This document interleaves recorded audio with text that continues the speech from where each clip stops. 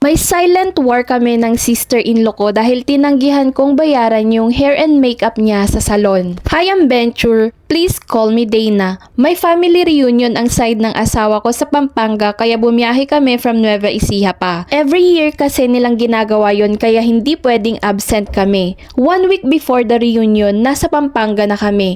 Ang unang sumalubong sa amin ay ang sister-in-law ko na si Casey and nagplano kami na magpasalon sa mall bandang Clark. Siya yung babae na composed, confident at sanay sa confrontation dahil nag-work siya sa DSWD. Strong personality but okay naman kami, walang issue. Nag-book kami ng appointment online sa salon a day before the reunion. Walang usapan na babayaran ko yung salon treatment niya or anything. Clear ang setup namin, kanya-kanyang bayad. Dumating yung day na pupunta na kami sa salon. Maaga kaming pumunta sa mall, mga 10 AM nandun na kami. Kaka-open lang halos ng mga stores. Yung salon, malinis pa at mabango. May soft music na nakaka-relax pakinggan. Simple lang yung sakin. Magpa-reband para less frizzy hair at mas manageable sa reunion. Nothing fancy. Si Ate Casey, mas bongga ang peg niya. Nagpa-hair color siya, trim at full makeup makeover. Yung tipong pang photoshoot ang atake. Habang nakaupo kami, nagsiselfie siya. Tawa pa kami ng tawa. Pagkatapos ng hair color niya, may suggestion ng stylist.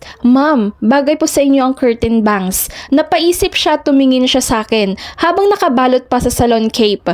Dana, sa tingin mo, bagay ba sa akin yung curtain bangs?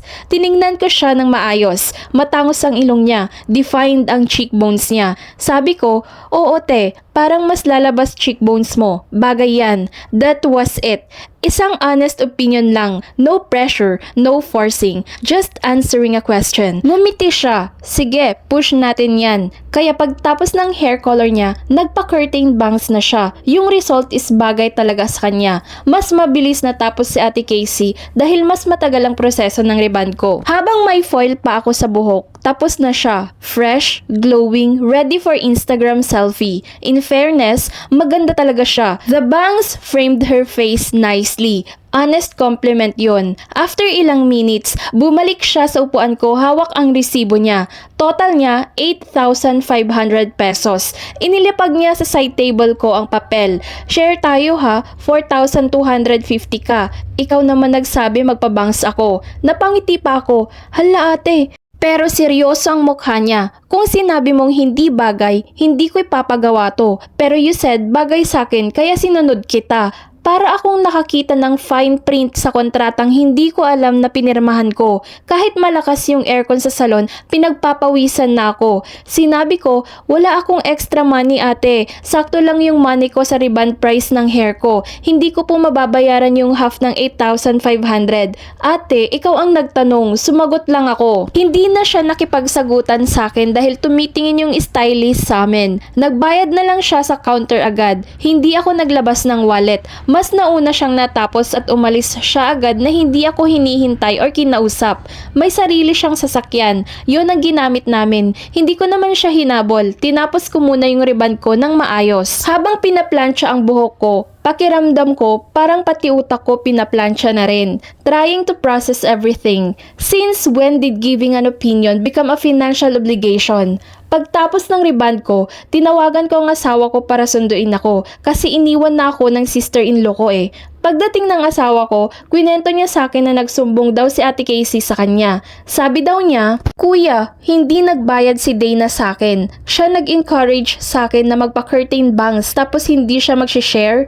Ang alam ko, after sabihin ng husband ko yon, magagalit siya sa akin. Akala ko kakampihan niya ang kapatid niya. Tumingin sa akin ng asawa ko, ano ba talagang nangyari? In-explain ko na lang sa kanya from the start. Paano siya nagtanong about sa bangs? Paano ako sumagot? Paano siya nag-decide? Paano nadagdagan ng makeup at treatment ang bill niya? Sabi ko, opinion ko lang ang hiningi niya. Hindi ko naman sinabi na i-treat ko siya. Hindi ko siya pinilit. Hindi ko siya inutusan. Then I added, medyo half joke pero may laman. Kung bawat opinion ko may presyo, sana may komisyon din ako, no? Sagot ng asawa ko sa akin, don't worry. Ako ang bahala sa kapatid ko. Huwag ka nang ma-stress sa ugali niya. I'll protect you. Hindi talaga ako nagkamali na siya ang pinili kong mapangasawa. Syempre kinilig ako habang pauwi kami sa bahay nila. Kinabukasan kinabukasan, reunion na namin. Hindi ako pinapansin ng sister-in-law ko, but it's okay. Dahil nasa tabi ko naman lagi ang asawa ko. Next time, pag tinanong ulit ako ng sister-in-law ko, sasabihin ko na lang, bahala ka, para safe. Baka kasi pati simpleng opinion ko maging down payment na naman. Buti na lang sa asawa ko, klaro kung sino ang partner niya. Sa pamilya man niya ako kinasal, pero sa side niya, panalo naman ako.